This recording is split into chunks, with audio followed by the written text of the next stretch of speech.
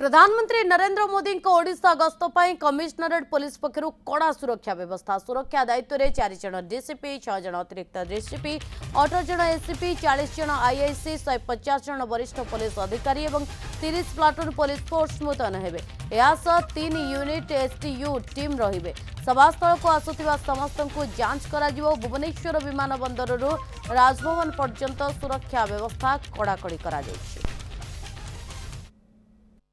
आमर माननीय प्रधानमंत्री आसंता सोमवार दिन कटक रे एक साधारण सभा होगा जाऊँगी आम ब्लू बुक अनुसार समस्त सुरक्षा व्यवस्था करुचु। आमर डीसीपी कटक नेतृत्व में आउ 3 जन डीसीपी रैंक ऑफिसर एवं आउ 6 जन एडिशनल डीसीपी 18 जन एसीपी रैंक ऑफिसर 40 जन इंस्पेक्टर 150 जन ऑफिसर्स 30 प्लाटून फोर्स नियोजित होती। बाद आमर जो स्पेशल टैक्टिकल यूनिट तार 3टा यूनिट और ओड्राफ 2टा यूनिट नियोजित हेबे।